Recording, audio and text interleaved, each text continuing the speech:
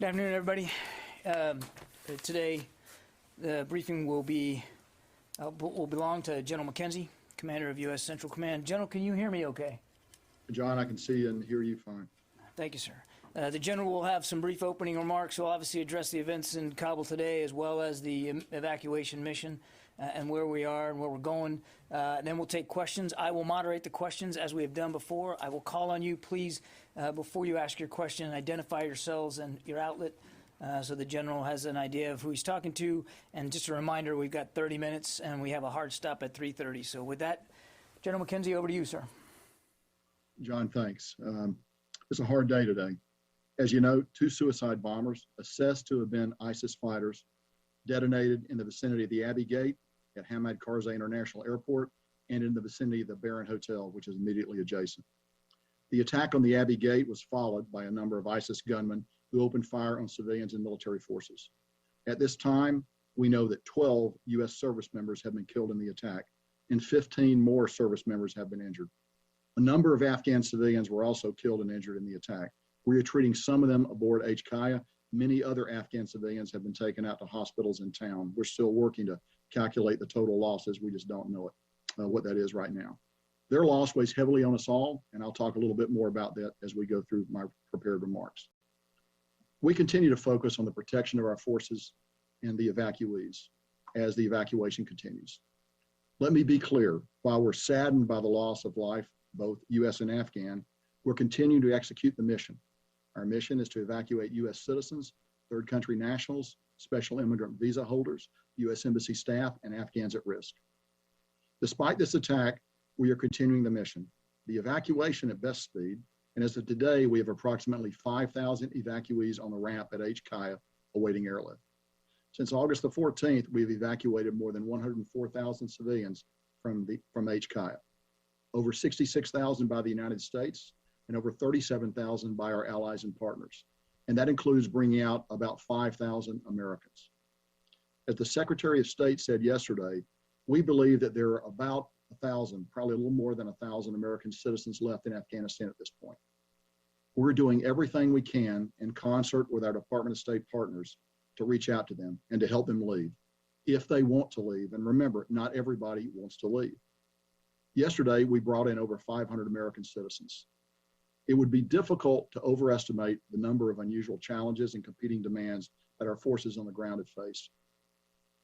The threat to our forces, particularly from ISIS-K, is very real, as we have seen today. I would also like to express the sense of profound pride I have in the creative, determined, and professional way that our forces have overcome those challenges and to deliver the results that we talked about in my opening portion of the remarks, the number of people that we've been able to extract from Afghanistan. It would also be remiss of me not to mention the tremendous contributions of our many coalition partners, and they stood with us on the ground at HKIA, and also the interagency and international partners who supported the evacuation. The many soldiers, sailors, airmen, Marines, and Coast Guardsmen who supported this operation downrange across the Central Command, the European Command, and the Northern Command areas of responsibility. Moreover, this evacuation could simply not have been done without the amazing flexibility of U.S. Transportation Command and the airlift provided by the United States Air Force. No other military in the world has anything like it. I'd also like to thank the host nations that have generously provided access to their facilities for the processing, the care, and the feeding of our evacuees. I also need to acknowledge the temporary suffering that some of our evacuees have had to endure. Please know that we continue to execute our number one mission, which is to get as many American citizens and other evacuees as possible out of Afghanistan. We also continue to expand the capacity at our intermediate facilities to ensure safe, sanitary, and humane conditions for our evacuees, while continuing to look for ultimate ways to expedite their processing and ultimate transfer to the United States or other destinations. I'd like to close out my remarks today by just taking a moment to describe the heroism that our Marines, soldiers, and sailors are exhibiting as they screen the people who are coming onto the airfield. This is close-up work. The breath of the person you are searching is upon you. While we have Overwatch in place, we still have to touch the clothes of the person that's coming in. I think you all can appreciate the courage and the dedication that is necessary to do this job and to do it time after time. Please remember that we have screened over 104,000 people. Finally, I'd like to offer my profound condolences to the families of our servicemen and women and Afghan civilians who lost their lives today. We have put more than 5,000 U.S. service members at risk to save as many civilians as we can. It's a noble mission, and today we have seen firsthand how dangerous that mission is. ISIS will not deter us from accomplishing the mission, I can assure you of that. All Americans can and should be proud of the men and women of the armed forces who are facing these dangers head on, with their international partners and all our other friends that are with us. And we appreciate your thoughts and prayers for all our service members who are carrying on this mission today. John, I'm now ready to take questions. Thank you, General. We'll start with Lita. Thank you. General McKenzie, Lita Baldor with AP, thank you for taking the time to do this. Can you give us your assessment of the ISIS threat going forward? What are you seeing on the ground now? Does this cut the evacuation short, do you believe? And are people able to get onto the airport now? And then finally, the president has warned that any attacks against the U.S. would be answered. Will this attack be answered militarily by the U.S.? So a number of questions there. Let me try to take them in order. So first of all, the threat from ISIS is extremely real. We've been talking about this for several days. We saw it actually manifest itself here in the last few hours with an actual attack. We believe it is their desire to continue those attacks, and we expect those attacks to continue. And we're doing everything we can to be prepared for those attacks. That includes reaching out to the Taliban, who are actually providing the outer security cordon around the airfield to make sure they know what we expect them to do to protect us. And we will continue to coordinate with them as they go forward. We are continuing to bring people onto the airfield. We just brought a number of buses aboard the airfield over the last couple of 3 hours. So we continue to process. We'll continue to flow people out. The plan is designed to operate while under stress and under attack, and we will continue to do that. We will coordinate very carefully to make sure that it's safe for American citizens to come to the airfield. If it's not, we'll tell them to hold, and then we'll work other ways to try to get them to the airfield.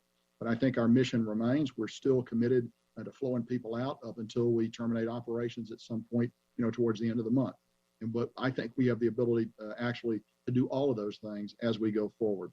Let me just come back one moment, and you talked about going after ISIS. Yes, if we can find who's associated with this, we will go after them. We've been clear all along that we're going to retain the right to operate against ISIS in Afghanistan. And we are working very hard right now to determine attribution, to determine who is associated with this cowardly attack, and we're prepared to take action against them. 24/7, we are looking for them. David. General David Martin with CBS. 27 casualties is a terrible number. 12 dead. Could you explain the circumstances of these attacks which resulted in such high casualties for the U.S.? Sure, David. So first of all, you will understand that we're still investigating the exact circumstances. But what I can tell you is this. The attack occurred at a gate. And at a gate, we have to check people before they get onto the airfield. We have to ensure they're not carrying a bomb or any other kind of weapon that could ultimately make its way onto an aircraft. So that requires physical screening. You can't do that with standoff. You ultimately have to get very close to that person. So while the air base itself is surrounded with T-walls, we're well bunkered in. We've done a variety of things to protect ourselves.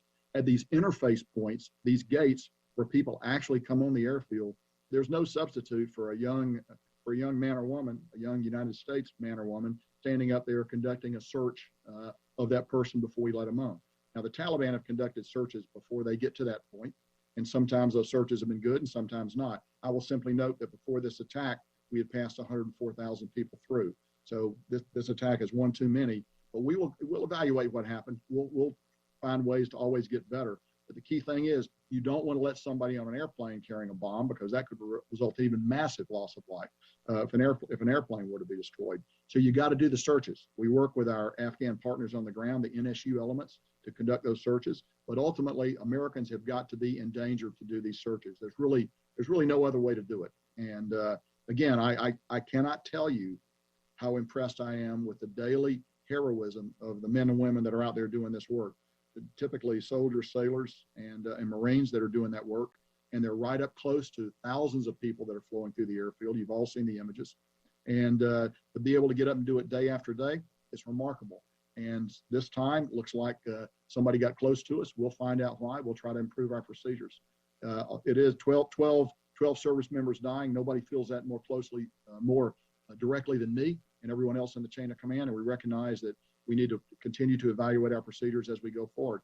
At the same time, there's a tension there. We have to continue to let people own the airfield because that is why we are there.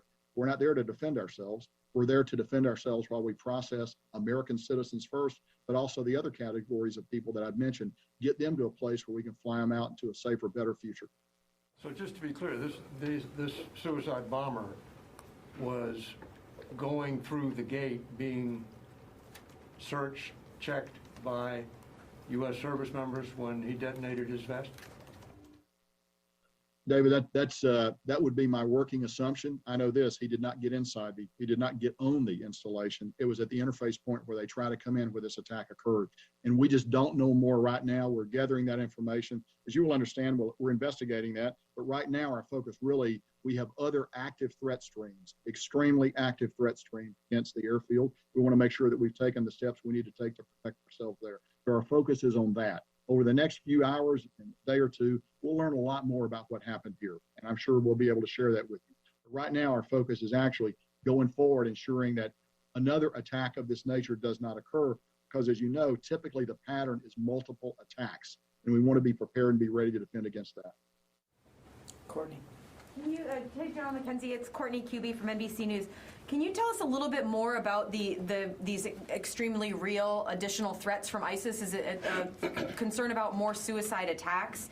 And also about some of the steps that you may be taking to mitigate future attacks? I mean, would it include putting U.S. troops or Marines outside the gates, or outside of the airport for additional perimeter security? And then finally, with all of this, is there any discussion about sending any additional U.S. troops to Kabul airport for additional security measures? So let me actually answer the last part of your question first. We assess we have the forces we need to protect ourselves there. I'm always in a constant dialogue with the secretary. If I needed anything else, I'd be talking to him immediately, but I think we have what we need to protect ourselves. So let's talk a little bit about the threat streams. So very, very real threat streams, very, what we would call tactical. That means imminent, could occur at any moment. And they range from rocket attacks.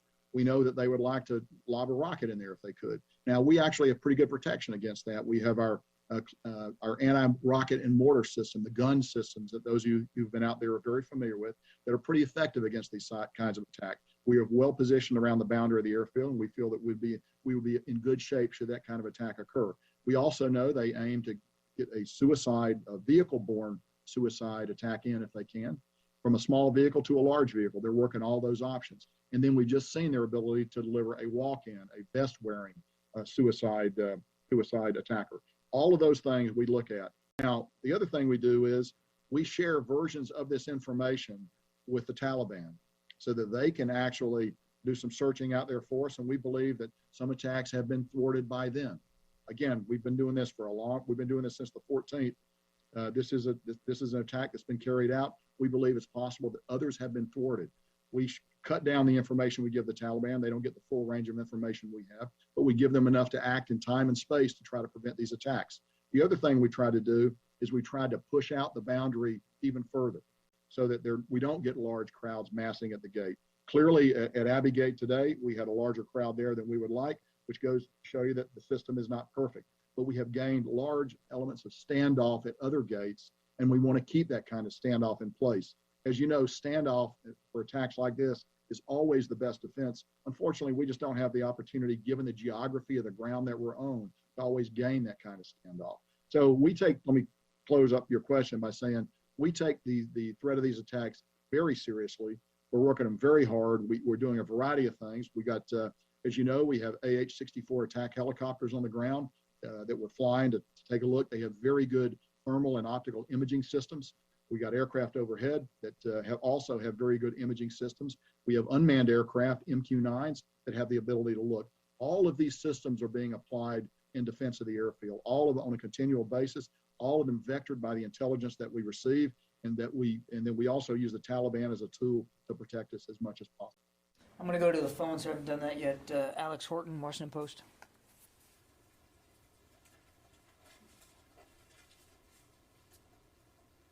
Alex, you there? Yep, just unmuting. Hey, General, this is Alex Horton with the Washington Post. Thanks for doing this. Can you give us a sense of where you are in casualty notification for these folks on the ground? How long you expect it to take, given that it's a large number? And also, can you tell us a little bit about, how the forces have reacted? You said that you introduced a little, probably more standoff at this point, but what are other measures you're taking to increase security after the attack? Sure. So I would actually defer you to the services for notification of casualties. That's a function that the services provide. And I believe that process is ongoing, but I do not have visibility on it. My visibility is fully forward against the day-to-day practical threat that we face in the theater. But there are other people who can probably then answer that question for you. I'm just not that person, Alex. So in terms of practical things that we're doing, okay, again, we've reached out to the Taliban. We've told them you need to continue to push out the security perimeter. We've identified some roads that we would like for them to close. They've identified that they will be willing to close those roads because we assess the threat of a suicide-borne vehicle threat is high right now. So we want to reduce the possibility of one of those vehicles getting close.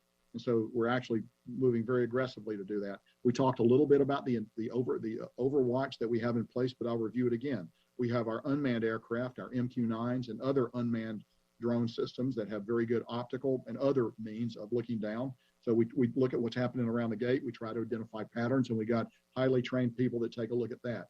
We also have our aircraft that we fly locally, the AH-64s that I mentioned a few moments ago, as well as other manned aircraft that come off the USS, off the carrier that we have off the Makran coast, as well as U.S. Air Force aircraft that we bring up from out of Afghanistan. Everything ranging from F-15s to AC-130 gunships. And as you know, the AC-130 gunship has a very highly capable targeting system, and it's also a very visible platform. And we know from long experience that visible demonstration of these kinds of ISR tends to dissuade the attacker because they know that if we can see them do it, we're going to strike them immediately. So we'll be prepared to do that should it become necessary to defend the base. We're looking very hard. We assess we are in a period of heightened warning right now, and we're working through that as aggressively as we can. Over. Gordon.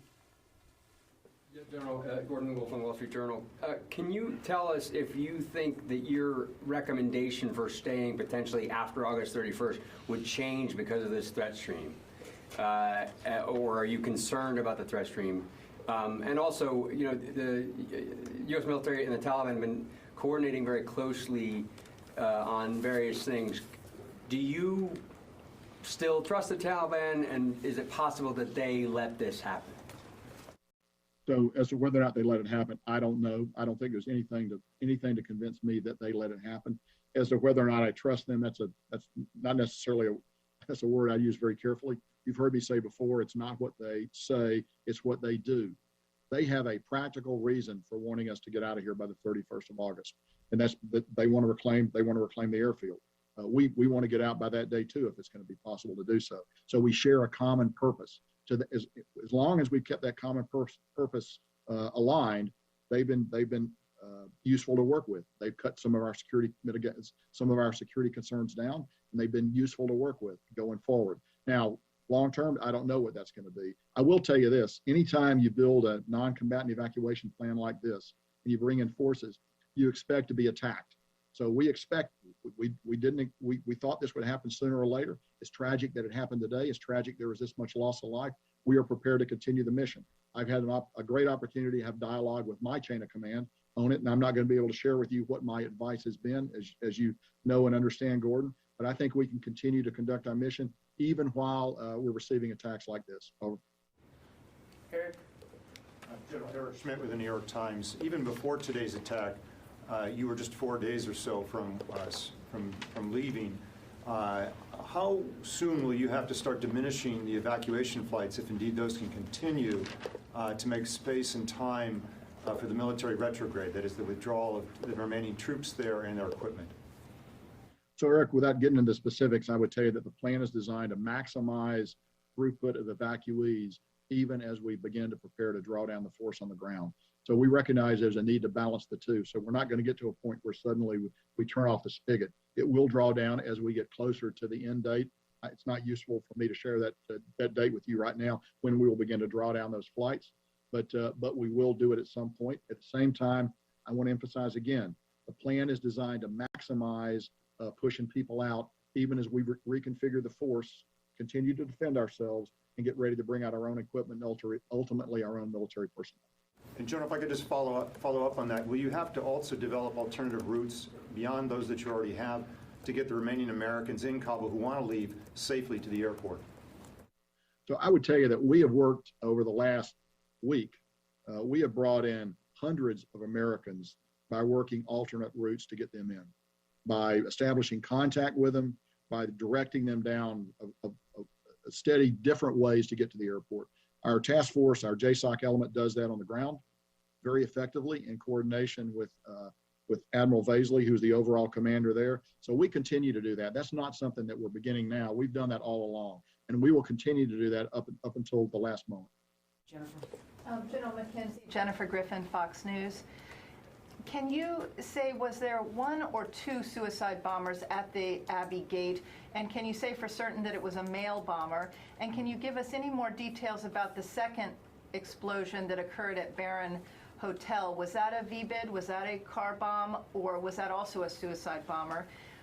Finally, there are State Department employees who are side by side with U.S. Marines at that gate. Were there any other U.S. citizens killed in the attack? And why were the Marines so close together that so many were killed in one strike?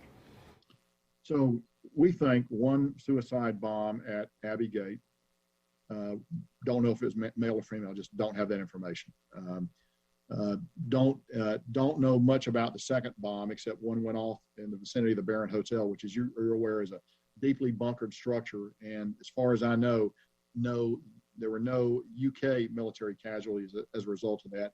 There may have been Afghan casualties, and I'm sure there were Afghan casualties. But it will take us a little bit of time to actually learn how many Afghans became casualties. While we took some of them on board the installation, many of them were taken to hospitals out in town. So what I see is what I get on open source reporting about the nature of those casualties. But we're trying to gather more information about it. So the last point, I would tell you, I don't know the size of the bomb, and the size of the bomb is directly related to how many people are going to be affected by the blast radius of the weapon. We are going to investigate that. As I've noted before, you're at the interface point there at these gates. Somebody's actually got to look someone else in the eyes and decide that they're ready to come in. And so we'll find out exactly what happened. But beyond that, I would not want to speculate at this time, Jennifer. Thank you. Any other American citizens from the State Department who were killed? None that I am aware of now. Okay, I need to go back to the phones. Laura Seligman. Hi, General. Thanks so much for doing this. A couple questions. First of all, can you tell me, we've heard reports of a third and possibly a fourth attack in Kabul today. Can you confirm those? And then also, can you tell us how exactly are you still conducting these evacuation flights? Are you concerned about manpads and other threats to the aircraft? First of all, indications of other attacks in Kabul, but we have not been able to run that information down. So we see it. We get open source reporting on it, but I can't confirm that there have been other attacks in Kabul away from HKIA today. We continue to take a look at that very hard. I will tell you this: the safety of our aircraft coming in and out is of paramount importance, because obviously you have the opportunity there for 450 or more people to die if you have a significant mishap with the aircraft.